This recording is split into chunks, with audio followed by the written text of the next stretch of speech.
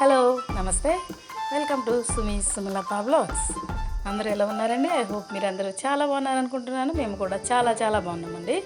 ఈరోజు రా బనానా కూర అరటికాయ ఉంటుంది కదండి, దాంతో నేను చిప్స్ ట్రై చేశానండి. ఎలా వచ్చినాయో మీకు చూపించాలని నేను వీడియో తీసి మీకు సెండ్ చేస్తున్నాను. ప్లీజ్ ఫస్ట్ టైం నా ఛానల్ చూస్తున్నట్లయితే please like, share and subscribe to my channel. Thank you one and all. ఇది కూర అరటికాయ అంటారండి, రా బనానా. కేరళ చిప్స్ బనానా వేరే అండి, కేరళలో దొరుకుతుంది. అది మనకు దొరకదు కదా. అది నేనైతే ఇలా ట్రై చేద్దాము అని తీసుకున్నానండి. 3 అరటికాయలు తీసుకున్నాను నేను. తీసుకుని అది పీల్ చేసుకుని మనం చిప్స్ తురిమేది ఉంటుంది కదా, దాంతో తురుముకున్నానండి. తురుముకుని వాటర్లో వేసి, వాటర్లో ఇక్కడ ఒక టిప్ అండి, వాటర్లో కొద్దిగా పెరుగు ఉంటే పెరుగు, మజ్జిగ ఉంటే మజ్జిగ వేసుకోవాలండి. అప్పుడు అవి బ్లాక్ అవ్వకుండా ఉంటాయి అన్నమాట ముక్కలు. ఇది ఒక టిప్ అండి, అందరూ తప్పకుండా ఫాలో అవుతారనుకుంటున్నాను. ఇలా ఎక్కువ అరటికాయలు మనకి దొరికినప్పుడు ఇలా ట్రై చేసుకోండి అందరూ. నేనైతే అసలు ఎలా వస్తుందో ఏంటి అన్నట్టు ట్రై చేశానండి. నాకైతే టేస్ట్ కూడా చాలా బాగా నచ్చింది, అందుకు మీకు షేర్ చేస్తున్నాను. ఇంకా ఈ మజ్జిగ వాటర్లో వేసేసి కాసేపు ఒక 2 మినిట్స్ అండి, 2 మినిట్స్ ఉంచి తీసేసి ఒక కాటన్ క్లాత్ మీద మనం స్ప్రెడ్ చేసుకుని కొంచెం ఆ చెమ్మ పోయే వరకు అలా ఒక 5 మినిట్స్ అండి, ఎక్కువ అవసరం లేదు. ఒక 5 మినిట్స్ అలా ఆరబెట్టేసుకుంటే బాగా తేమ అంతా ఆ క్లాత్ లాగేసేసుకుంటుంది. అప్పుడు మనం ఆయిల్లో వేసినప్పుడు మనకి చిటపటలాడి మళ్ళీ మన మీద పడకుండా ఉండడానికి ఇలా నేను కొద్దిగా ఆరబెట్టానండి. ఇలా ఆరబెట్టాక ఇంకా ఫ్రై చేసుకోవడమే. ప్యాన్ పెట్టుకుని ఆయిల్ పోసుకుని హీట్ ఎక్కాక ఇవి త్వరగా వేయించుకోవడమేనండి. వేడెక్కింది. నేనైతే నా దగ్గర అవైలబుల్గా నువ్వుల నూనె ఉందండి, నువ్వుల నూనెతో చేస్తున్నాను. ఏ ఆయిల్ ఉన్నా సరే దాంతో ట్రై చేసుకోవచ్చు. నా దగ్గర అయితే సన్ఫ్లవర్ ఆయిల్ అయిపోయిందండి ఆ రోజుకి, ఇంకా అందుకు నేను అలా చేస్తున్నాను.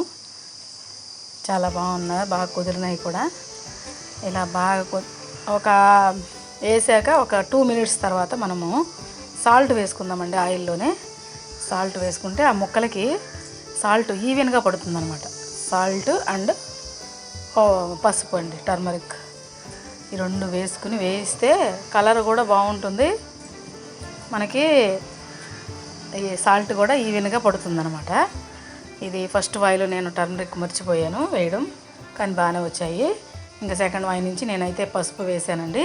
పసుపు వేయండి తప్పకుండా, మీరు ట్రై చేస్తున్నప్పుడు పసుపు వేస్తే బాగా కలర్ఫుల్గా వచ్చాయండి. చూడండి బాగున్నాయి, బాగా క్రిస్పీగా వేగాయి.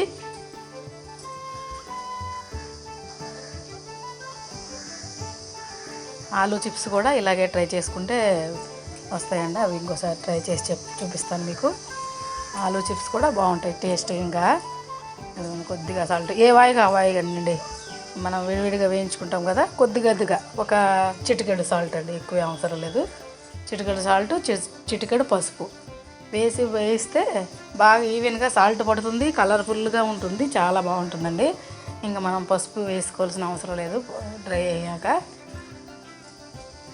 పసుపు వేసిన ముక్కలు చాలా బాగా వేగాయండి, కలర్ కూడా చాలా బాగుంది. చూడండి, ఇలా అన్నీ ఒకదాని తర్వాత ఒకటి వేయించేసుకోవడమేనండి. నేను 3 అరటికాయలు వేసానండి, మీకు 2 చూపించాను. 3 అరటికాయలు వేసాను. ఇంకా దాని త్వరగా అన్నీ వేయించేసుకుని తీసుకోవడమేనండి, ఒకదాని తర్వాత ఒకటి.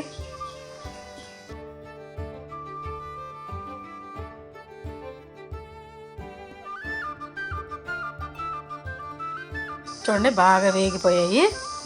ఇప్పుడు ఇంకా పేపర్ ప్లేట్ల నుంచి పక్కకు తీసేసి కొద్దిగా అండి కారం వేసుకుని బాగా కలుపుకుందామండి. బాగా మిక్స్ చేసేసుకుంటే కారం కూడా కలిసిపోతుంది. జీలకర్ర పొడి ఉంటే జీలకర్ర పొడి వేసుకోవచ్చు.